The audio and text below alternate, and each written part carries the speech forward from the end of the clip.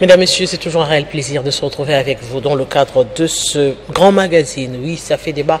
Nous sommes là bien au rendez-vous pour parler de l'actualité. Oui, l'actualité qui reste dominée par cette conférence boycottée par le gouvernement de la République. La conférence initiée par l'ancien président sud-africain Thabo Mbeki. Oui, le gouvernement boycotte. En même temps, l'opposition est interdite d'y aller. On va évoquer cela ici sur ce plateau, mais également la session de septembre qui va s'ouvrir bientôt au niveau de l'Assemblée nationale avec un ton de motion. Oui, on parle d'une motion en gestation pour le bureau Vital Kamerhe. Que reproche-t-on réellement à ce bureau de Vital Kamerhe? On va évoquer cela ici sur ce plateau avec des invités. Nous avons déjà ici M. Donald Kabasele pour le compte de l'UDPS. Bonjour et bienvenue à vous. Merci madame et merci à 2 millions de téléspectateurs qui vont devoir nous suivre en ce moment. Nous avons également M. Jimmy Perouzi qui nous a rejoint ici sur ce plateau. Bonjour et bienvenue. Bonjour madame, bonjour à l'éminent co-débatteur et bonjour aux téléspectateurs. Nous avons également M. Gardi Diana qui est analyste indépendant qui va nous rejoindre, mais aussi M. Bossoa, acteurs politiques. Ils seront également sur ce plateau de Ça fait débat. On ouvre déjà, la semaine passée, on l'a évoqué, M. Kabasele, la conférence sur la paix initiée par Thabo Mbeki ne semble pas rencontrer l'assentiment de l'opposition qui est plutôt de du pouvoir, le gouvernement, qui a finalement et réellement boycotté cette participation. Mais madame, on l'a débattu d'ailleurs il y a lors du plateau passé. La semaine passée. La semaine passée. Je vous ai dit que c'était une initiative d'une fondation qui est un fait privé, mais qui arrive au moment où les Congolais ont décidé de se parler. Ces Congolais, une grande frange représentée par, on va dire, l'Église catholique, l'ECC, avec les autres confessions religieuses. Beaucoup d'appels au dialogue, ainsi de suite.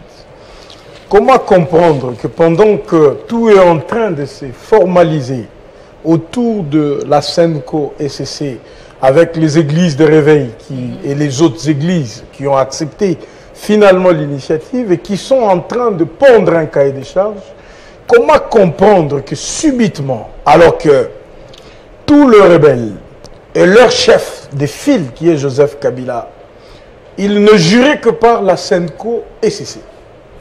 Comment au moment où la SENCO et l'ECC, sur orientation de son Excellence Monsieur le Président de la République, vont vers les autres confessions religieuses, comment le chef de file de rebelles, Joseph Kabila Kabange, va se tourner vers son ami Thabo Mbeki et vouloir convoquer, on va dire, derrière la fondation Thabo Mbeki, et le gouvernement de la République et les opposants en Afrique du Sud.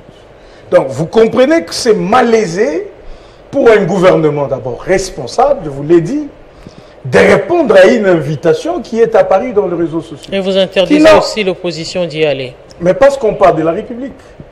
S'il y a encore des compatriotes qui comprennent que les choses ou les histoires politiques de notre pays doivent se faire seules, ils doivent se rappeler de la pensée de Lumumba, qui avait dit que l'histoire de la RDC, la vraie histoire de la RDC, doit s'écrire avec ses dignes fils. Ça ne doit pas aller s'écrire à côté d'un voisin, pas du tout. Ça doit s'écrire entre nous. Donc, nous, on veut comprendre. Nos opposants veulent un dialogue. Ils l'ont proposé. Ils tiennent à tout prix au dialogue. Ils ont fait même des marches pour soutenir la SENCO et l'ECC. Qu'est-ce qu'ils vont alors aller chercher en Afrique du Sud? Est-ce qu'ils veulent réellement un dialogue ou il y a un anguille sous roche? Voyez-vous? Donc c'est comme ça que, pour tout vous dire, la réalité c'est que le dialogue qui s'est fait en Afrique du Sud, c'est une création individuelle de Joseph Kabila qui pense qu'à travers Thabo Mbeki, il peut continuer de faire le coup qu'il est en train d'asséner aux institutions républicaines de notre pays. Et ça ne marchera pas. C'est comme ça que si nos opposants respectent les lois du pays, ils ne peuvent pas aller participer dans de messes noires qui sont en train de concocter le malheur de notre peuple. S'ils veulent réellement le dialogue, les cadres de la SENCO SCC avec les autres églises de réveil sont déjà là. Ce cadre-là est disponible. On ne voit pas comment on pourra aller pérorer avec Thabo Mbeki, dont la crédibilité est mise en cause. Monsieur Pérosi, aujourd'hui justement, l'opposition qui a crié haut et fort cette interdiction d'aller participer à la conférence de paix initiée par la Fondation Mbeki. Alors, je vous remercie à nouveau pour la parole. S'agissant de la question du dialogue qui s'organise en Afrique du Sud, je pense effectivement qu'il pose un problème d'opportunité, mais aussi d'utilité. Parce qu'on ne doit pas dialoguer juste par pour le plaisir enchantement, hein, pour le simple plaisir de dialoguer. Il faut que les effets, les conséquences, en fait, les décisions ou les résolutions ou les recommandations qui seront prises soient utilisables sur le terrain. Je me pose la question, ces dialogues-là, au cas où il aboutissait à un certain nombre de résolutions, elles seront appliquées où et par qui? Donc c'est ça la question même d'utilité. L'opportunité, elle se pose aussi parce qu'on peut quand même s'interroger, alors qu'au niveau national, tout le monde parle de la démarche de l'ECC et de la SENCO, elle a tardé à s'organiser, mais on sent qu'autant, pas à pas, on est en train d'aller pas à pas vers la matérialisation des initiatives de la SENCO. C'est étonnant que d'un coup, sans que personne ne s'y attende, on apprend qu'il y a un autre dialogue et que les mêmes partis qui sont censés revenir autour de que la SENCO tend à mettre autour d'une table, ce sont les mêmes qui sont convoqués en Afrique du Sud. Donc ça pose quand même un problème d'opportunité, et il faut quand même poser un certain nombre de questions à ceux qui ont organisé ça, dans quel intérêt. Et je ne suis pas loin de penser, comme mon dévancier, qu'il y a une forme, ce moment-là, c'est un moment où on semble avoir manipulé les circonstances. En tout cas, il y a quelqu'un qui a voulu tirer les ficelles d'une certaine manière. Mais de là, faut-il aller dans la logique? Je n'ai aucun élément pour garantir que l'opposition a été bloquée pour y aller. C'est une initiative, à mon avis, on a dit qu'elle est privée, et donc il relève de l'assentiment de chacun pour savoir si il peut y aller ou pas. En tout cas, on ne doit pas, il n'y a aucune raison de dire que, comme nous, de la majorité, nous estimons que nous n'y allons pas, il n'y a aucune raison d'obliger à tout le monde de ne pas y aller. Donc je n'ai pas d'éléments pour confirmer que les gouvernements auraient empêché qui que ce soit d'y aller. Et si l'Afrique du Sud, comme on l'a dit, aurait aussi posé des actes d'obstruction, bon, ça interroge sur les relations entre Thabo Mbeki et son propre gouvernement. Et donc, ça pose davantage la question de l'utilité même du dialogue qui est organisé en Afrique du Sud. Monsieur Bonsoir, merci. Bienvenue également à vous. On reste dans le cadre de dialogue. Finalement, il y a autant de dialogues, des initiatives sur le dialogue, sur la paix qui sont en train d'être initiées. Et aujourd'hui encore, on revient sur la nécessité de ce processus de paix, cette conférence de paix initiée par Thabo Mbeki. Merci beaucoup, madame. Je pense que le dialogue est nécessaire, indispensable pour le moment.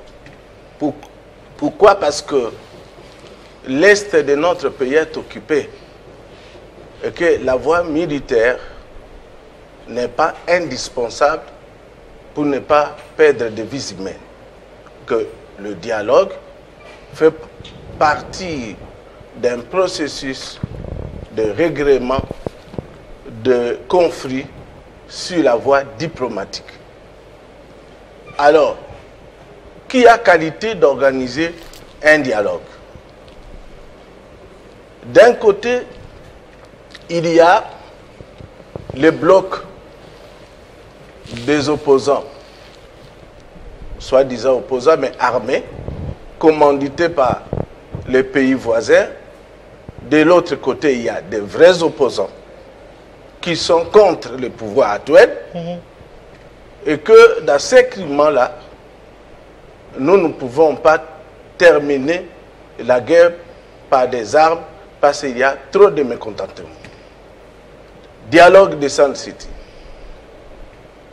Je pense que le président Thabo Mbeki est l'initiateur et parmi les grandes personnalités qui avaient participé à l'unité de la RDC lorsque, autrefois, pendant Laurent Désiré Kabila, les pays étaient en quelque sorte balkanisés, où RCD Goma, MLC de Pierre Bemba, avec les Ougandais, prenaient une partie du pays en otage, et Rouberois avec ses amis, RCD avec ses satellites, c'est le même Thabo Mbeki qui avait réuni tous les Congolais avec Louis Michel. Et cette expérience a fait que le pays soit unifié. Et c'est une histoire, une page de l'histoire de notre pays. Mais ce dialogue intercongolais de Sun City, ça produit quoi? Le point positif, c'est l'unification de notre pays. Mais les points négatifs sont nombreux. Du fait qu'à partir de ces dialogues de Sun City, qu'il y a eu infiltration dans tous les secteurs de notre vie, des Rwandais, dans l'armée, service de sécurité, et aussi même dans le gouvernement. Est-ce qu'il faut-il, à partir de cette expérience, reprendre encore cette expérience malheureuse de Thabo Mbeki dans le passé? Les Congolais ne peuvent pas accepter ça. Le dialogue avec infiltration des étrangers dans les institutions, ça c'était le chemin. Est-ce que ce n'est pas prêter des intentions? Parce que le contexte diffère. Le Thabo Mbeki d'hier, dans sa position d'hier, n'est pas le même qu'aujourd'hui. Est-ce que cette démarche initiée, ce n'est pas tout autre? Pourquoi prêter des intentions pour une conférence seulement de la paix? Madame, on ne peut pas prêter... Là, c'était les dialogues, oui, oui. Mais là, c'est une conférence pour la paix. Oui, pour aboutir à quel objectif? Je pense qu'il n'y a pas procès de tension. On analyse les faits et gestes de chaque acteur politique. Quand lui, il se met médiateur, le médiateur, c'est l'église au milieu du village. Et vous voulez régler le conflit entre deux blocs. Et lorsque vous voulez régler le conflit entre deux blocs, et vous commencez à prêter des intentions contre une autre tendance, là, vous êtes juge parti. Thabo Mbeki, il n'y a pas un secret, Thabo Mbeki avait des concessions de mines en RDC. C'est pas aujourd'hui, je pense que des avantages qu'il avait, il n'en a pas aujourd'hui. Deuxièmement, Thabo Mbeki dans l'État était chef d'État. Aujourd'hui, c'est la fondation. Une fondation qui doit réunir les États. Mais il faut être naïf, il faut être irresponsable pour répondre à une telle invitation. La RDC, c'est un État. Un État, pour régler son conflit, il y a quand même des rubriques à remplir. Ce n'est pas une fondation. Fondation Jimmy Carter, Fondation Mandela, Fondation Lumumba, Fondation... Toutes les fondations que nous avons n'ont pas qualité à régler un problème de conflit à l'intérieur d'un État. Ce sera irresponsable et ce sera inacceptable de répondre maintenant à une conférence initiée par Thabo Mbeki du fait qu'il a déjà annoncé ses couleurs. Et deuxièmement, il y a... Vous savez que en Afrique du Sud, les opposants même de Paul Kagame sont assassinés à ciel ouvert en Afrique du Sud. Et en Afrique du Sud, s'il faut voir Thabo Mbeki, Louis Michel, ce qu'ils cherchent au Congo, ce n'est pas la paix, ce sont ses avantages personnels. Et nous ne pouvons pas permettre qu'un État indépendant et qu'on réunit maintenant les acteurs politiques d'un État indépendant pour régler un conflit. Le médiateur s'appelle une fondation. Alors en parlant justement de conflit, on parlerait de conflit qui dirait crise. Est-ce qu'il y a crise au niveau de l'Assemblée nationale, une motion qui serait en gestation contre le bureau Kaméré, je l'ai dit tantôt, que reproche-t-on finalement à Vital Kaméré? Donald Kabassil. Bon, d'abord parce qu'il faut dire un mot sur le dialogue de Thabo Mbeki. Je vous ai dit que tout à l'heure, les vrais initiateurs de ce dialogue de Thabo Mbeki, je les confirme, c'est l'ancien président Joseph Kabila Kabange. Vous savez qu'il est aujourd'hui chef rebelle. Ça ne fait plus l'ombre d'un seul doute. Tous les Congolais, le maman, le papa, les enfants, les jeunes filles et les jeunes garçons, nous savons tous que le chef rebelle, c'est Joseph Kabila. Comment un ancien président, à qui ce pays a tout donné, je vous l'avais rappelé, Joseph Kabila a bénéficié de suffrage de ce pays. Il a été payé par l'État congolais. Il y a une loi qui organise le devoir de Joseph Kabila et le droit de Joseph Kabila. Il décide tout de suite de devenir rebelle. Il fait armer des compatriotes qui commencent à tuer les autres. Est-ce que vous pensez que c'est couvrir derrière Thabo Mbeki enleverait le caractère criminel à ce dialogue? Pas du tout. De chef rebelle oui, à Thabo Mbeki, ce sont des déductions et des conclusions que vous faites non, selon vos analyses. Les faits sont clairs. Quand nous avons vu Joseph Kabila à Goma, ou dans toutes les zones là où il avait déjà commencé son histoire de dialogue. Il réunissait les communautés, les universitaires, les églises. Quand il a terminé son périple, il est allé en Afrique du Sud. Il est allé en Afrique du Sud. C'est au sein de la fondation Thabo Mbeki que le président Joseph Kabila a fait les discours pour dire qu'il avait les mêmes aspirations que les M23. Vous vous rappelez? Les images existent. C'est après avoir fini son travail de médiateur, on va dire, de celui qui voulait initier un dialogue avec les communautés, il est allé faire rapport à la fondation Thabo Mbeki et le journaliste qui l'a interrogé, après l'avoir interrogé, ce journaliste avait interrogé Thabo Mbeki. Alors, un matin, on se réveille, Thabo Mbeki convoque le gouvernement de la République, il convoque les opposants, il dit, maintenant nous allons faire un dialogue.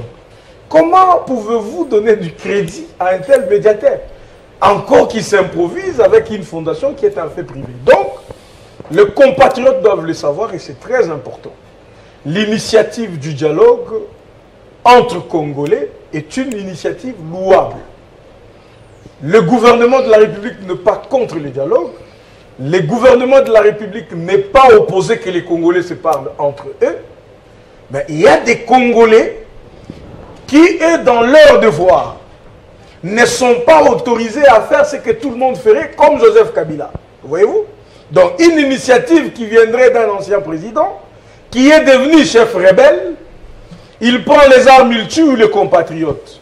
Les cadavres jonchent le riz de Goma, et il vient à charge, il vous dit, maintenant je vais organiser un dialogue avec vous, le gouvernement de la République ne peut pas y aller. Et ça doit être clair que le gouvernement de la République veut effectivement que les Congolais se parlent, mais le profil de Thabo Mbeki, qui cache derrière lui un chef rebelle qui est Joseph Kabila, ne tient pas, et c'est pour ça que le gouvernement de la République rejette et demande à nos opposants, s'ils sont toujours intéressés par l'idée de dialoguer entre Congolais, ils ne doivent pas aller dans cette messe noire qui n'est là que pour conspirer des attentats contre les institutions légitimes. Et donc ça doit être clair à ce point. Madame, concernant le sujet de savoir qu'est-ce qui se passerait à l'Assemblée nationale, j'ai besoin de vous rassurer qu'il ne se passe rien au sein de l'Assemblée nationale. Mais j'ai suivi, comme tout le monde, des spéculations autour d'une déchéance éventuelle du président Vital Kamerhe et de son bureau. Déjà, vous le savez, madame, j'ai siégé pendant 2 mois au sein de l'Assemblée nationale. Parce que, élu du Kasaï central, massivement élu, bien qu'injustement invalidé par la Cour constitutionnelle. Donc, je connais le règlement intérieur de l'Assemblée nationale, tout comme je fais l'effort de lire la Constitution. Je sais qu'il n'y a aucune initiative officielle dans ce sens-là, mais s'il y aurait initiative, je dois vous rappeler que c'est du droit des députés nationaux de faire ce qu'ils pensent faire selon les règlements intérieurs de l'Assemblée nationale. Donc, il est possible dans une Assemblée nationale que les députés élisent un bureau et les raisons pour destituer ces bureaux sont également mentionnées dans le règlement intérieur de l'Assemblée nationale. L'Assemblée nationale est une chambre des grandes démocraties et ces libertés s'affrontent. Si un député, un groupe de députés estime, selon les raisons qui leur sont légitimes, qu'il ne voudrait pas voir à la tête de l'Assemblée, du bureau de l'Assemblée nationale, le président actuel de l'Assemblée nationale, Vital Kamerhe, il a du droit de ces députés-là d'entreprendre des démarches, mais qui ne frisent pas le règlement intérieur, la Constitution et les lois de la République. Donc, faire des commentaires qui vont dans un sens comme dans un autre, moi je pense que se mettre la charrue avant le bœuf et qu'il faille attendre. Si une pareille initiative existerait, nous aurons l'occasion d'analyser les bien-fondés de la démarche, savoir quelles pourraient être les raisons qui ont milité à ce que une telle demande ou une telle démarche... Je vous informe que c'est une initiative qui est en gestation, parce que, puisqu'on le dit, c'est une initiative qui est en gestation. Bonjour, Gardidiana, qui nous a rejoint ici sur ce plateau. Si elle est en gestation... Elle est en gestation, parce que on reprocherait, entre autres, une gestion opaque. On parlerait de plus ou moins 22 millions de dollars qui seraient, où les frais de fonctionnement ne sortent pas comme il se doit, ce qui fait que même le personnel au niveau de l'Assemblée nationale connaissent quelques problèmes de paiement, évidemment. Ce sont des dossiers qui sont encore en coulisses. Si tel est le cas, parce que vous êtes journaliste d'investigation et vous confirmez cela, si c'est le cas, imaginez, vous parlez d'un détournement de 22 millions de dollars, vous parlez d'une gestion opaque, vous parlez du non-paiement de personnel. Vous parlez du mauvais traitement des parlementaires. Vous parlez de tout ça, mais si un parlementaire estime que ses droits et devoirs sont violés par un bureau, moi je pense, en bon juriste, qu'il est du droit de ces parlementaires-là d'entreprendre la démarche qu'ils voudraient. Mais, parce qu'il s'agit d'une grande institution du pays, c'est vrai que ça doit appeler à des commentaires d'analystes pour savoir quel pourrait être le bien fondé. Mais déjà, vous évoquez des 22 millions et tout ça, donc vous comprenez que c'est une démarche qui pourrait être normale. Est-ce que ce ne serait pas, M. Pérouzzi, l'arbre qui cache la forêt? Alors, merci beaucoup. J'ai suivi les commentaires de mon dévancier. Je pense effectivement qu'il est très prudent pour affirmer que l'initiative existe. Et moi, je crois, jusqu'à preuve du contraire, que c'est une initiative qui commence dans les réseaux sociaux et qui va s'épuiser naturellement dans les réseaux sociaux. Parce qu'effectivement, cette initiative, elle est tout simplement une maladresse. Nous sommes en politique. Le pays est occupé. Les peuples congolais attendent du Parlement des décisions graves qui sont à la hauteur des enjeux de l'ère, se détourner de cette mission pour chercher juste la tête du président de l'Assemblée nationale, ça, c'est tout simplement un acte tout simplement qui montre qu'effectivement on ne comprend pas la gravité de la situation. Il y a une jurisprudence qui fait que le même Vital Kamerhe a connu le même problème dans les mêmes circonstances, évidemment. Oui, en fait, je vais vous expliquer ce qui se passe en réalité. Il y a un député de ma ville, de l'UDPS bien entendu, il s'appelle Mbindoulé Mitono.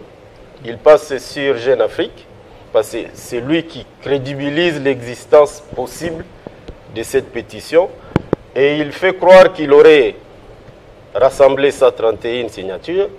Bien entendu, des sources indiquent qu'il n'a jamais produit les documents de signature, et il fait croire effectivement que pour chacun des membres du bureau, à l'exception de l'UDPS, c'est-à-dire les premiers vice-présidents de l'Assemblée nationale, et puis les deuxièmes vice-présidents, tous les autres feraient l'objet déjà des signatures qui vont au-delà du seuil requis par l'Assemblée nationale.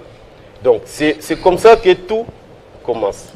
Et je vais vous dire, parce que je viens de la même circonscription, que non seulement vous venez de dire comment vous avez été investé, je vous informe que c'est celui-là qui a aussi volé le siège de l'INC dans ma ville de Butembo. Parce qu'il a fait croire à son parti que s'il partait, l'INC n'aurait pas de siège.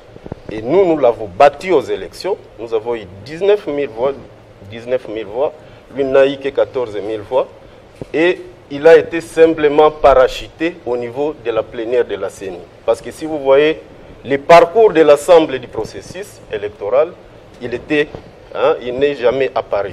Donc, je voudrais donc dire que c'est celui-là qui a triché aux élections, qui revient comme porte-étendard d'une pétition aux enjeux douteux. Pourquoi?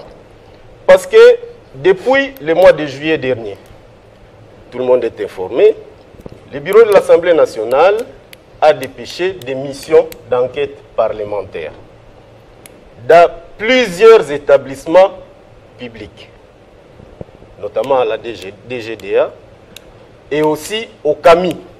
Et il se trouve que le député Mbindoulé Mitono, c'est le président du conseil d'administration du CAMI, qui fait l'objet d'une enquête parlementaire.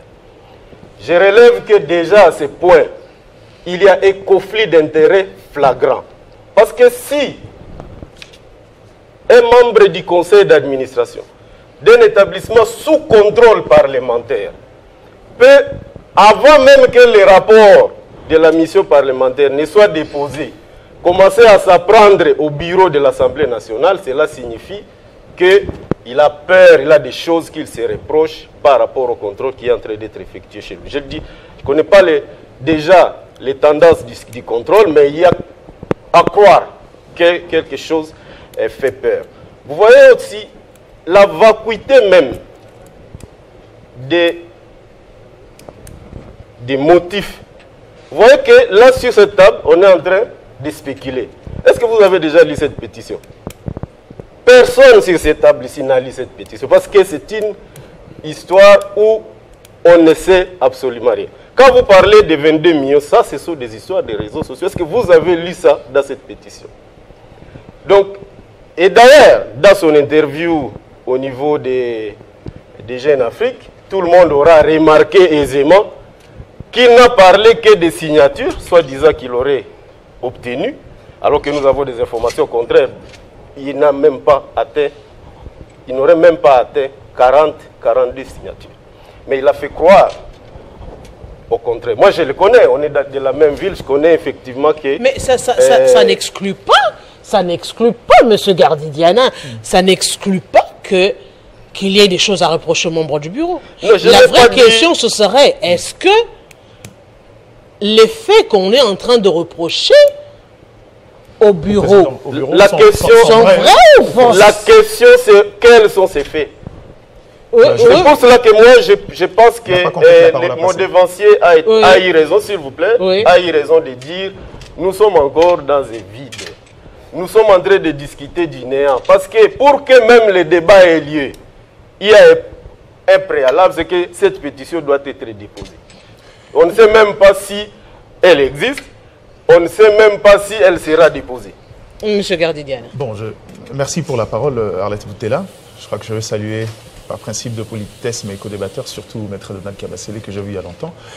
Bon, c'est vrai, il y a de la prudence autour de la table, mais j'ai constaté que mon co-débatteur a à la fois démenti et affirmé l'existence d'une pétition.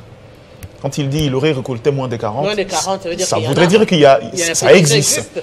Maintenant, quand il parle de préalable, le préalable aussi, c'est avant d'arriver au niveau du bureau, il y a un process. Il faut récolter les signatures, le nombre de signatures requis. Je crois qu'on est à ces niveaux-là. Peut-être qu'il est vrai, au niveau de chiffres, il peut y avoir des manipulations, mais la vérité, c'est que cette pétition-là existe, est en gestation. On ne va pas faire en fait, je n'ai pas envie de dire de l'innocence politique. Nous connaissons le process et la méthode. Vous avez posé une question pertinente. Est-ce que ce n'est pas l'arbre qui cache la forêt? Soyons pas naïfs politiquement. Aujourd'hui, il est de fait que le président de l'Assemblée nationale semble être en déphasage avec les orientations politiques de sa famille politique, permettez-moi la redondance, notamment sur la gestion du cas de la question de la guerre de l'Est. Il s'est montré depuis toujours très adepte d'un dialogue régulièrement, d'intégrer la sous-région, de retourner autour de la table, ce qui ne semble pas arranger, ce qui n'est pas en phase avec ce que la grande marmite pense de cette question-là, fort de, allez, je dirais de ces bases qu'ils ont eues dans l'idée de conclure un accord avec les États-Unis. On estime qu'aujourd'hui, les dynamiques sous-régionales sont de fait pas prépondérants pour pouvoir apporter des résultats. Et je crois qu'il faut dire la vérité, ils en payent un peu le prix. Mais dans le fond, est-ce que si on pose la question aux députés, les quelques cas soulevés ici ne sont pas les réalités? Je ne sais pas le dire, les députés nous le diront, et jusqu'à preuve du contraire, je n'ai pas vu un seul député voler au secours et contredire cette approche-là.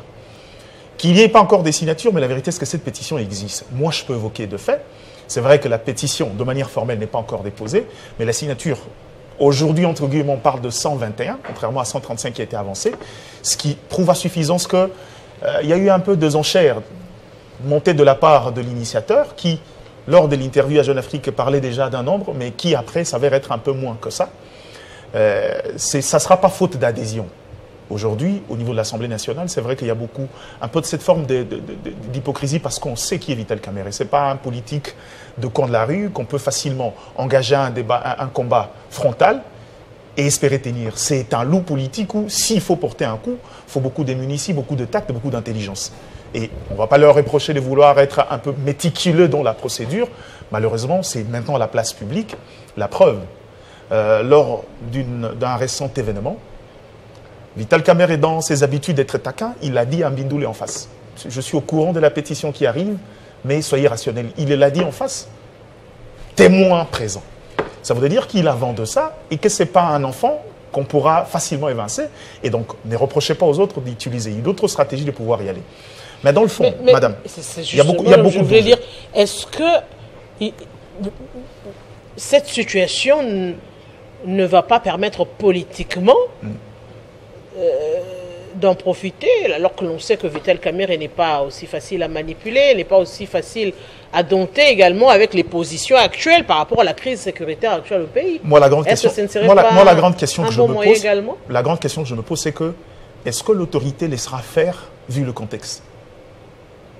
On est sur un terrain politique, sur un jeu politique. Il ne faut pas oublier, les gens pensent, à tort ou à raison, on a déjà un problème sérieux à gérer dans le rapport, ce que nous on appelle la crise des politiques. Ces rapports tendus qu'il y a maintenant entre le pouvoir et une frange importante de la population, la jeunesse, par le procès Moutin. Il ne faut pas oublier. Et on est dans un contexte où le chef de l'État essaye de tendre la main à une forme de diversification d'acteurs et d'acteurs majeurs politiques. À quoi ça servirait d'être pro le dialogue en commençant par créer une forme d'implosion en interne? Je pense que si on veut aller ratisser large, politiquement aller chercher les autres mains pour fédérer ensemble, l'exigence de fédérer les forces commence également en interne aujourd'hui. Quel serait l'intérêt aujourd'hui de pouvoir engager un rapport de force avec Vital Kamerhe? C'est pas le fort de la majorité, c'est pas le fort de l'UDP, c'est pas le fort aujourd'hui de l'Union sacrée de fédérer. Bon, on va le dire, il y a des tensions permanentes. Quand il s'agit de mettre les membres du gouvernement, il y a des tensions, des fissures qui se créent. Quand il s'agit de... Moi, j'ai un angle de vue un peu différent. Pour moi, c'est ça la beauté de la vitalité d'un regroupement politique. Vous savez, de toute l'existence, de l'histoire de l'existence du Parlement, peu d'acteurs m'ont impressionné. Le dernier, en l'occurrence, le feu Henri Thomas Lokondo, qui était un bel exemple de dire c'est pas parce qu'on est de la même famille politique. La force d'un regroupement politique, c'est son caractère hétérogène. Ou homogène, pardon, disons. C'est-à-dire que cette capacité à aller argument contre argument. Et je suis sûr que Vital Kamerhe s'assume, en fait. C'est quelqu'un qui estime que la tangente qu'on a appris dans la gestion de la crise de l'Est semble ne pas être la bonne. Et que lui, il estime qu'aujourd'hui, il faut retourner autour d'une table, l'arbre à palabre, avec nos compères africains et discuter. C'est une question d'angle, de point de vue. Est-ce que forcément pour ça, on doit engager un combat aussi hostile de cette manière-là? Je ne pense pas. Mais dans le fond, je crois que la première des choses à faire, c'est vrai. C'est là où maintenant on va être juste. Pour débattre du fond de la pétition, il faudra attendre qu'elle devienne formelle et qu'il y ait des griefs de manière officielle qui seront inscrits noir sur blanc, qu'on reprochera à Vital Kamerhe. C'est alors qu'on pourra, à la limite, soit avoir des éléments de fond et à la limite analyser si c'est vrai ou pas, ou c'est juste un feu de paille ou encore des prétextes pour régler des comptes à quelqu'un qui aussi devient trop indépendant et beaucoup trop fort politiquement. Mais M. Bossois, il faudrait aussi le reconnaître, Vital Kamerhe, c'est pas, comme venait de le dire Gardidiana, ce n'est pas un politicien d'aujourd'hui, et même dans l'histoire de l'Union sacrée du FCCK, l'histoire de la présidence de Félix-Antoine Tshisekedi. Aujourd'hui, il y a une grande partition qu'a joué Vital Kamerhe. Est-ce qu'aujourd'hui s'attaquer encore une fois de plus, parce qu'on va le signaler qu'il a été arrêté justement pendant le mandat du président de la République, a été emprisonné alors qu'il était directeur de cabinet, revenir encore sur la table avec cette motion, ce ne serait pas un coup de grâce? Renforcer sa frustration. Exactement. Je n'aime pas parler des noms des gens parce que ce n'est pas dans notre ligne politique. Ben, je veux parler des principes. Vital Kamerhe n'est pas irremplaçable. Du fait qu'il y a eu autrefois destitution de Vital Kamerhe, il n'y avait pas la fin du monde. Il peut y avoir la destitution aussi aujourd'hui, il n'y aura pas la fin du monde. Seulement, je condamne la politique des Zizani à l'Union sacrée. On n'a jamais vu une famille politique agir dans des règlements de comptes des Zizani dans la gouvernance d'un État.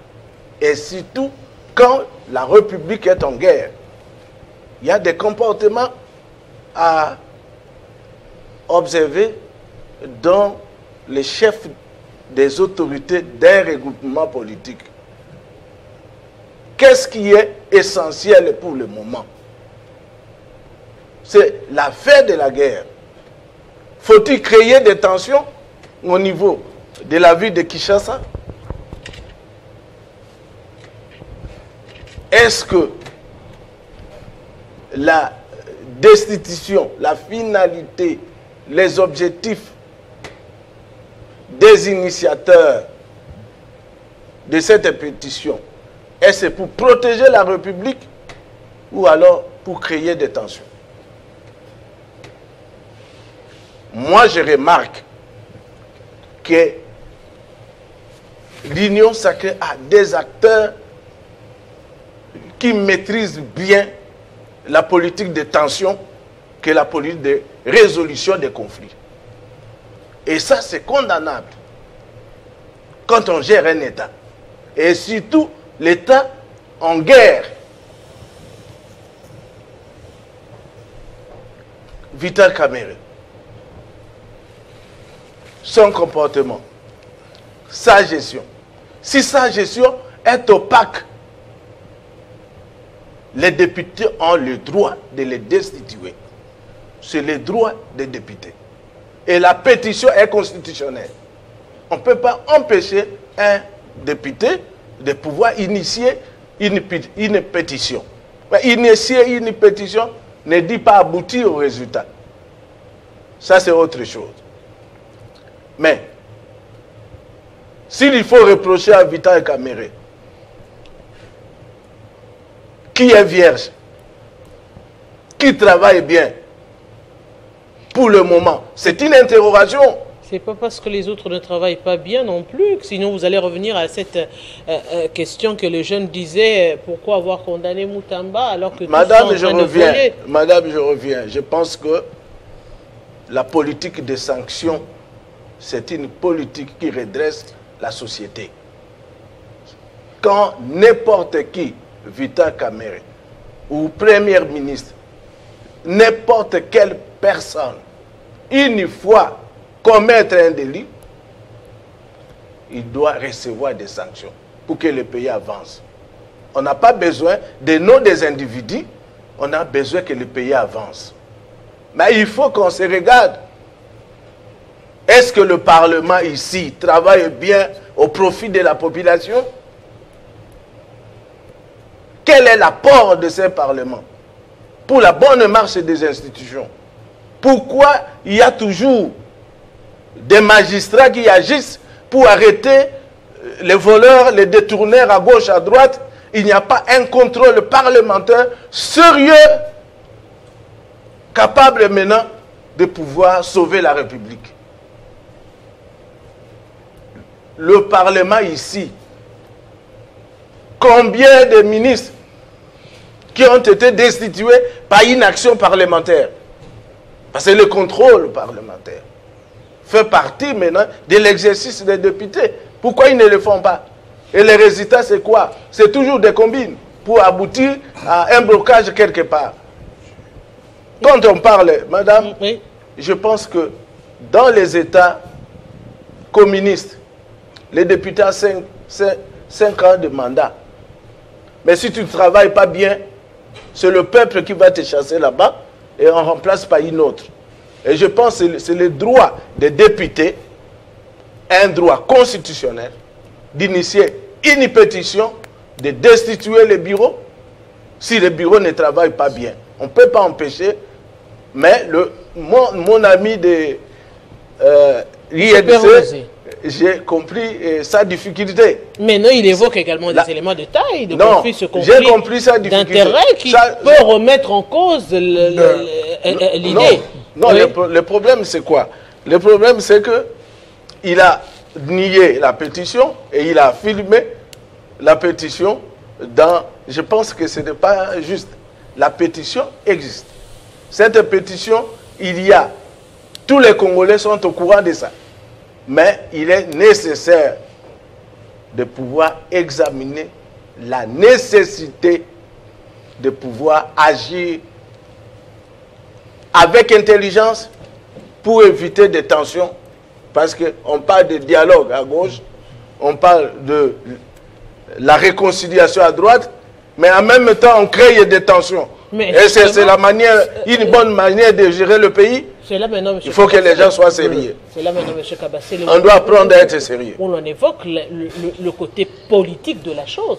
Parce qu'au regard de tout ce qui se fait, il y a un volet politique qu'il faudrait prendre en compte. Ben, déjà, comme notre ami de l'UNC vient de nous confirmer que la pétition existe et qu'elle aurait 40 signatures. Est en gestation. Est en gestation. Donc pas ça nous donne de la matière. Donc on doit maintenant réfléchir en considérant que la pétition existe. Notre ami a qualifié cette action d'être une maladresse. Non. Ça, je l'ai dit en tant que scientifique. L'exercice d'un devoir parlementaire ne peut pas être une maladresse. Il est permis à un député national, tant qu'on veut être dans une démocratie constitutionnelle, il est du droit d'un député d'initier une pétition, une motion, un contrôle parlementaire. Ça, c'est sans casaque, sans quoi que ce soit, c'est le droit d'un député de faire ça. Vous qualifiez le fait que Bindoule soit PCA du Kabi, vous dites qu'il ne peut pas attaquer le bureau. Non, il n'y a pas de conflit d'intérêt. Vous êtes PCA du Kabi, vous êtes un mandataire qui n'est pas actif. Un mandataire passif. Vous êtes passif. Oui. Donc vous êtes permis de siéger en tant que président du conseil d'administration et d'aller à l'Assemblée nationale poser vos actes en tant que député national. Exactement. Et donc, même le contrôle parlementaire lui-même ce n'est pas un apanage du président de l'Assemblée nationale. Parce que la finalité d'un contrôle parlementaire peut, par exemple, aboutir à une question écrite ou orale avec ou sans débat. Ça peut aller jusqu'à une motion, ça peut aller jusqu'à beaucoup d'initiatives. Donc, que le président le veuille ou pas, si le député qui a fait un contrôle parlementaire estime qu'il doit poursuivre, il n'a pas besoin du point de vue du président pour poursuivre. Il va soumettre, en respectant la procédure, il lui sera autorisé de procéder. Donc, sur le plan des textes, moi je voulais qu'on soit tous à l'aise, qu'un député peut initier une pétition, même contre le président de l'Assemblée nationale, soit-il. Maintenant, vous posez d'autres questions. Vous dites, est-ce qu'il n'y a pas un mobile politique derrière? C'est comme ça que mon frère Diana évoque le fait qu'écoute, Vital Kamerhe ayant pris beaucoup de liberté, il est devenu très fort. Si vous le touchez pendant la guerre, il y a la gravité de part et d'autre, je vous le concède. Mais je vous rappelle une chose. Rappelez-vous de la doctrine de Duché en Corée du Nord.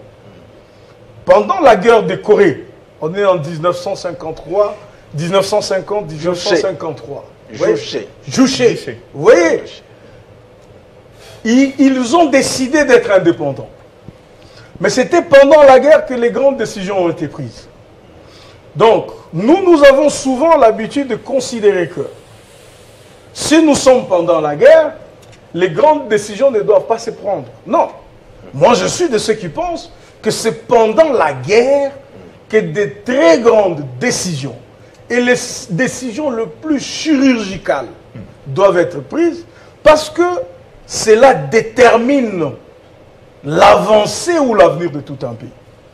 Je suis bien d'accord qu'on ait deux points de vue différents, qu'on ait des approches qui sont tout à fait controversées par rapport à la guerre, vous voyez? Mais il y a lieu de considérer que chacun dans sa position actuelle a un rôle à jouer. Et que si nous avons des choses à nous raconter, il y a lieu de le faire quand on est dans la chambre. Parce que la guerre a des nerfs. Cette guerre, elle est nourrie par la communication qu'on en fait. On peut comprendre l'orientation des uns et des autres dans leur communication sur la guerre. Est-ce que vous convenez avec nous? Je veux vous rappeler les cas. Oui. Mais justement, ça ne veut pas forcément dire que lorsqu'on accompagne le pouvoir, qu'on doit avoir le même point de vue sur une ou telle autre question. Le vrai problème, c'est que, apparemment, l'union sacrée ne veut pas voir d'autres points des points de vue autres que celles qu'elle est en train de penser. Si on donne un point de vue qui est contraire, on est carrément assimilé à la rébellion, on est carrément assimilé à être proche des rebelles. C'est le cas aujourd'hui avec Vital Kamerhe, qui d'ailleurs n'est pas souvent l'enfant chéri de l'union sacrée, parce qu'on se rappellera qu'il a connu des sérieux problèmes pour arriver au niveau de la présidence de l'Assemblée nationale. Il a été fortement contesté par vous, l'UDPS, qui estimait que vous devriez a priori avoir cette place. Donc, ça veut dire que c'est un conflit latent qui est en suspension, d'où cette question justement de savoir est-ce que ce ne sont pas finalement l'UDPS qui est en train de tirer aussi les ficelles dans cette affaire. Madame, ne le faites pas de la manière la plus simpliste. Donc, vous trouvez ça un peu simple de dire... Ce n'est pas aussi simple que ça. S'il vous plaît, si nous ne sommes pas d'accord, on peut avoir de points de vue différents. C'est très différent pendant qu'on est en guerre. Je vous donne un exemple. Nous avons connu un président de la République qui a dirigé ce pays pendant 18 ans et qui ne s'est pas gêné de prendre des armes et de commencer à tuer les Congolais. Il s'agit de Joseph Kabila. Nous avons connu... S'il vous plaît, madame. Apparemment, c'est devenu... C'est ce qu'on reproche à l'UDPS. S'il vous plaît, madame. Oui, monsieur Kabasele. Si vous pouvez me permettre de continuer. Vous allez avoir votre temps de parole. C'est cette facilité-là de voir le sorcier, de pointer du doigt le sorcier. Si hier c'était Joseph Kabila, aujourd'hui vous continuez d'ailleurs, on parle, c'est encore Vital Kamerhe que vous pointez du doigt parce qu'il ne raconte pas l'assentiment. Hier encore c'était Modeste Bahati parce qu'il ne voulait pas clairement s'exprimer sur cette question. Madame. Pourquoi, aussi simpliste que vous le dites, vous arrivez à pointer du doigt les autres, qu'ils sont patriotes ou pas? À moins que vous ayez oublié, Joseph Kabila a dit que il soutient les M23 et l'AFC. À moins que vous l'ayez oublié. Joseph Kabila s'est rendu là où ils sont. Il leur a donné le moyen de faire ce qu'ils font. Madame, on n'est pas en train de parler de choses qui n'existaient pas. Ça veut dire que Joseph Kabila rejoint le rebelle. Il leur donne à manger, il leur donne à boire pour qu'ils continuent leur sale besoin. J'essaie de vous dire qu'il y a de présidents. Il y a de présidents. Ce n'est plus le pays voisin maintenant. Et le pays voisin, le Rwanda, ils sont en coalition. Kabila, donc le pays voisin en coalition avec Joseph Kabila. Comment vous doutez à la place de Joseph Kabila? C'est cette incohérence qui finalement ne convainc pas, disons-le. C'est cette incohérence où à un moment donné, vous voulez dire, c'est le Rwanda. C'est Joseph Kabila qui donne. Finalement, qui donne, qui est élève de qui est discipliné? Laissez-moi alors finir ça. Le Rwanda soutient militairement, financièrement, l'AFC M23. Avec l'aide de Congolais. Parmi ces Congolais, vous avez Corneille Nangaa, vous avez Joseph Kabila, vous avez tous ceux qui ont géré les institutions de ces pays qui se retrouvent dans cette brousse avec Joseph Kabila. Et ça, c'est des notoriétés publiques. Vous êtes censé ne pas l'ignorer parce que Joseph Kabila a communiqué lui-même sur ça. Donc, on a déjà connu un ancien président qui est parti. On a connu un président de la CENI qui est parti, qui est devenu rebelle. On ne s'en doute pas que d'autres gros poissons rejoignent, on va dire, ces groupes-là. Est-ce qu'il faudrait s'en douter ou il faudrait militer pour que ceux qui sont encore ici puissent rester et demeurer ici? Ah voilà. Pas ce que vous pensez que nous pouvons forcer des gens à ne pas devenir rebelles? Pas du tout. C'est comme ça que nous avons une vision de vivre ensemble. Dans laquelle vision, il y a le président Vital Kamerhe. Le jour où il se décide, de par son opinion, de par son point de vue, sa manière de voir les choses, il trouve qu'il ne partage pas le même point de vue que nous. Il ne pourra pas rester avec nous en ayant sa propre vision et gérer une grande institution du pays. Voyez-vous? Là, je suis dans le supputation. Voyez-vous? Il ne sera pas avec nous. C'est comme même avec les rebelles. Si vous êtes avec les rebelles, ils décident de faire un axe. Vous opposez. Vous pensez que vous allez continuer avec ces rebelles? Non. Vous serez mis de côté pour que ceux qui ont une vision commune avancent. Mais je ne dis pas que c'est le cas de de Vital Kamerhe. Ce n'est pas ce que je suis en train de dire. Donc, du moment où Vital Kamerhe, dans la vision du président de la République, dans la vision de sa famille politique qui est l'union sacrée de la nation, nous devrions tous mettre en place, mettre en marche, en exécution, les politiques publiques que décide l'union sacrée concernant la guerre. Mais oui, la démarche parlementaire, elle reste une démarche rationnelle tant que les motivations du député national rencontrent ce que prévoit le règlement intérieur de l'Assemblée nationale et la Constitution de la République et d'autres lois qui complètent. Donc, ne voyons pas le diable partout. Si le président Vital Kamerhe ne se reproche de rien, quelle que soit l'existence de la pétition, elle n'aboutira pas. Mais s'il y a de fondements dans la démarche, elle pourra aboutir. Et ça, c'est la démocratie qui gagne. Monsieur Ferrozi. Alors, je le répète encore une fois, cette démarche a commencé dans les réseaux sociaux. Elle va se clôturer dans les réseaux sociaux. Et nous sommes un parti. Laissez-moi rendre hommage au président Vital Kamerhe. Peu de gens dans ce pays ont eu des coups aussi forts et ils s'en sont sortis en regardant positivement l'avenir de ces pays. Peu de gens. Et c'est facile d'être du côté de ceux qui ne font qu'asséner des coups aux autres. C'est très facile. Surtout quand on trouve que même pendant la guerre, on n'a aucune responsabilité d'unir les gens. C'est ça, en fait. Quand vous allez dans cette logique-là... Qui sont ces gens? Quand vous allez dans cette logique-là, effectivement, vous-même, vous êtes en train de marquer des buts dans votre propre camp. Moi, je pense qu'effectivement, on voit derrière ces mots-là, derrière ces discours, qui semblent un peu innocents ou qui semblent relever de la science, il se cache en réalité une stratégie. Une stratégie du vent-à-guerre, de tout bousiller, de tout abîmer, de tout détruire. C'est une stratégie contre-productive. Parce que d'une certaine manière, je ne le dis pas pour VK, parce que VK n'a jamais fait la guerre et ne pourra jamais la faire. Mais pour des esprits faibles, vous avez suivi un député national ici, vous dire que parce qu'on vient à un moment précis de lui asséner un coup, il était prêt à rejoindre la rébellion.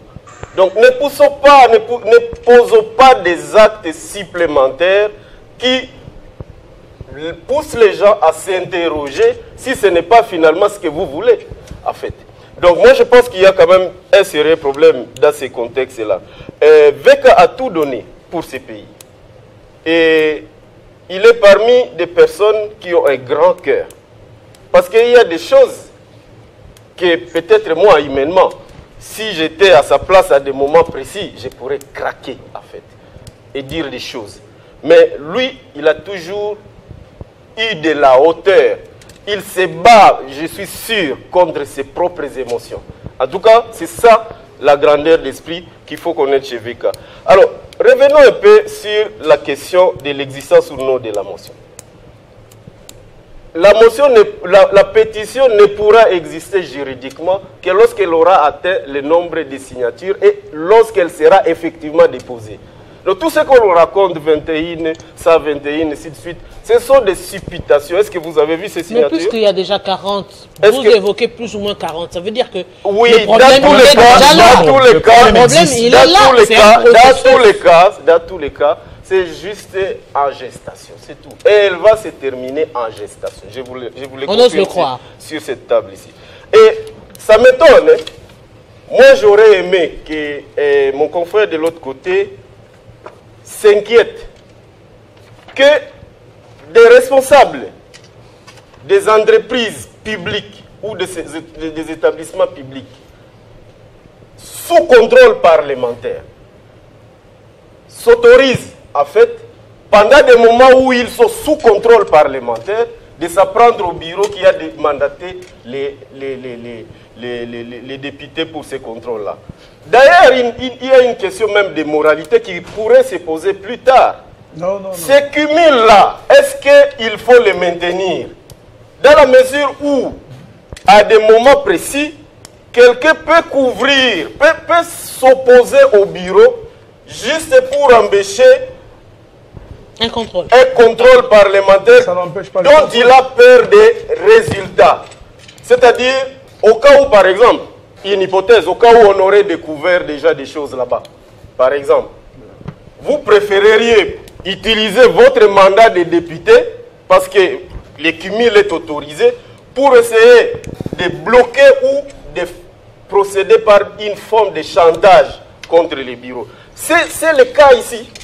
Et je vous le dis, les moments qui vont suivre nous ne feront que confirmer ce que je suis en train de vous dire. Donc, nous devons plutôt, de lege ferenda, commencer à nous poser la question si ce cumul-là ne doit pas être supprimé carrément. Parce qu'en réalité, ça pose maintenant problème. Qui dit que, par exemple, dans d'autres services où il y a, par exemple, l'Assemblée, si par exemple il y a 8 services qui sont sous contrôle maintenant, et où il y a surtout les gens qui se font des cumuls comme ça, qui dit qu'ils ne peuvent pas signer pour dire, par peur des résultats de ces contrôles, parce que la session de septembre va être chaude.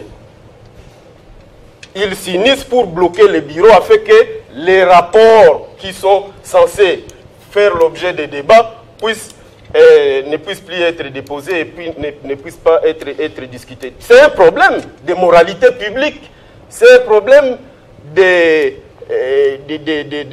logique institutionnelle qui doit être remise en question. Le conflit d'intérêts est là et il est patent dans ce genre de situation. Donc moi je pense que c'est vrai, tous les députés, personne ne peut les contester, tout député a le droit de déposer une pétition contre les bureaux, pourvu effectivement qu'il y ait des motifs, pourvu que ce ne soit pas non plus une couverture. Donc tout ça, ce sont des choses qui doivent être discutées. Et si vous le permettez, je voulais terminer quand même en revenant sur les raisons là sur lesquelles on a spéculé. 22 millions de dollars. On parlerait des 26, plus ou moins 26 millions. S'il vous plaît. Est-ce que vous savez combien reçoit trimestriellement l'Assemblée nationale? Vous avez lu Stanislas Boudjakera hier sur les chiffres. D'ailleurs, le budget de l'Assemblée nationale a déjà été revu à la baisse. Sans décision, bien sûr, on ne sait pas où cela a été discuté. Il est passé de 48 milliards de francs congolais à 28 milliards de francs congolais, soit une régression de 41% si on croit la version de Stanislas, la publication de Stanislas, c'est quand même l'un des journalistes les plus crédibles dans ces pays. Donc, un Parlement qui vit une réduction. S'il vous plaît, je termine. Oui, en parlant de crédibilité, on avait tweeté ici Joseph Vilagoma. Après vérification, il n'était pas là-bas. Après. S'il vous plaît. Donc, ça veut dire que on prend ça aussi sous réserve. Oui, prenons ça sous réserve, mais c'est connu de tous. Oui. C'est connu de tous que le budget a été coupé, presque de moitié. Alors, il est possible que dans cette assemblée où le budget est coupé déjà par deux, c'était 17 millions, c'est devenu 10 millions, et il est possible que quelqu'un détourne 22 millions de dollars. Voilà l'incohérence et l'illogisme même de certaines spéculations. C'est pourquoi moi je ne crois pas que même si cette pétition existerait quelque part, elle aurait déjà été rédigée. Hein, parce qu'on peut récolter des signatures sans avoir même rédigé les contenus, c'est possible. Mais si cette pétition existerait quelque part, je ne crois pas qu'elle puisse se fonder sur ce genre d'allégations. Alors, M. Gardinier. Je me suis juste senti le besoin de faire peut-être un petit travail de toilettage sur la chute de mon co-débatteur, sur la notion, par exemple, de montant. Il n'y a pas rétroactivité sur les effets du collectif budgétaire. Les questions des détournements sont des questions de fond déjà en pipeline. Le collectif budgétaire a été voté, je crois, si j'ai bonne mémoire, il y a 2 mois, avant la clôture de la dernière session. Ça veut dire qu'il doit s'appliquer dans l'exercice qui arrive. Mais, au lieu de lire le collectif budgétaire, lisez plutôt les différents documents, notamment la note de perception de la Banque centrale, sur l'exécution de ressources de l'État. Vous verrez qu'aujourd'hui, l'État a déjà dépensé plus de 110% de ressources pour lesquelles on a décidé de faire un collectif budgétaire. C'est ça la grande difficulté. Et à ce niveau-là, la question du détournement est une question d'exercice comptable. Quand vous parlez du collectif budgétaire, c'est justement l'exercice qui va arriver qu'on pourra corriger pour pouvoir dégager des marges. Donc, en ces termes-là, sur les questions de chiffres, il n'y a pas de problème d'incohérence. S'il y a des faits, des détournements, ça suppose que ça concerne le trimestre précédent déjà exécuté. Donc, à ce niveau-là, il n'y a pas de problème. Maintenant, je voulais aussi lui demander un truc parce que moi, je crois le fait qu'ils ont beaucoup été martyrisés dans cette majorité. Mais faites un effort d'être comme VK. Quand vous parlez, votre discours semble être un discours protagoniste. C'est justement ce qu'on vous reproche, d'être dans un corps, mais jouer à un jeu solo. Et ça, pour moi, c'est des choses de nature à ne pas faciliter le débat en interne. On sait que vous avez été victime plus d'une fois, ce n'est pas un secret. Mais dans le discours, c'est justement ce qui fait craindre. Et c'est là où je me ramène à la théorie de Maître Donald Kabasele. Moi, je pense plutôt à la citation de quelqu'un, Jean-Pierre Sizima, qui a dit une fois, la politique est un long fleuve de méandres où on navigue à vue, mais on rame beaucoup. C'est exactement ce qu'il lui dit. Les grandes décisions ne veulent pas dire forcément évincer les gens. Les grandes décisions aussi, c'est savoir faire la politique de l'autruche.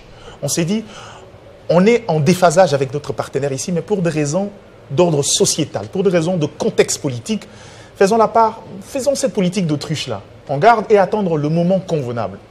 Parce que, laissez-moi vous dire une vérité aujourd'hui,